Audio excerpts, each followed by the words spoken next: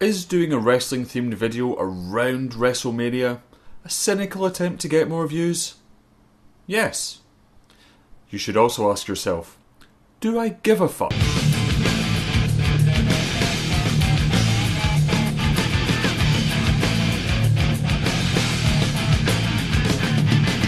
Now, if you're watching this, you probably don't need me to tell you that in the late 90s and early 2000s, wrestling was reaching massive, ridiculous levels of popularity. It was huge, and so WWF Attitude was a game that I, alongside a lot of people, was really very genuinely excited about. But that was then, this is now, and I grew into a ruthless bastard. So, WWF Attitude. Is it still good?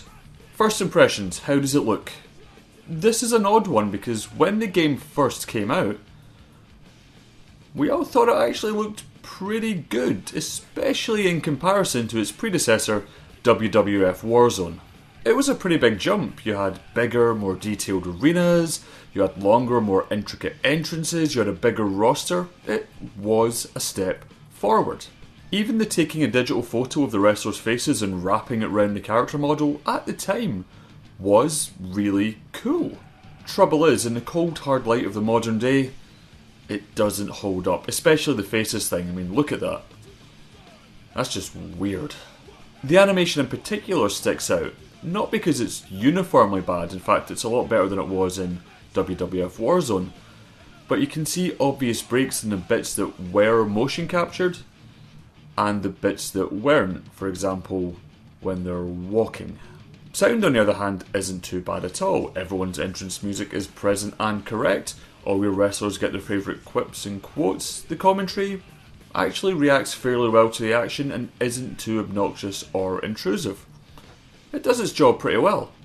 One other good point about WWF Attitude is the character creator. It goes into a great level of detail and, for the time, really allowed you to put together your character because it was your character. A big part of wrestling video games is wish fulfillment. It's about putting you into this massive, ridiculous cartoon world and thinking, hey, what would it be like if I did this?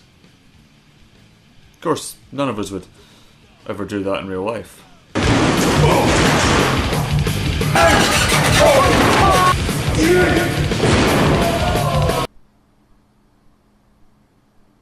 However, all of that is still the icing on the meaty cake that is the gameplay, and this is where Attitude falls down hard.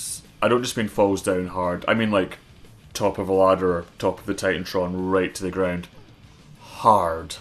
One huge complaint is that it's actually difficult to pull off wrestling moves in a wrestling game. Everything from a body slam to a pile driver requires you to memorise a button combo, and they're individual for every single character. The blocking and reversal system doesn't really work, at least it doesn't work with any sense of nuance or skill. You pretty much just hammer X and hope to God that you press it at the right time for your wrestler to reverse a hold or a move or block a strike. One major problem is that all the wrestlers more or less play in the same way. Don't get me wrong, they all have their signature moves, but animations and aesthetics aside, on a gameplay level, there's no real difference between them. You don't have different types of wrestler, small, fast and agile, big, lumbering and powerful, so it takes a lot of skill and strategy out of the equation of playing.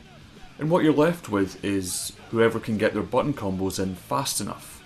You're basically throwing shit at each other until someone passes out due to an allergy to shit.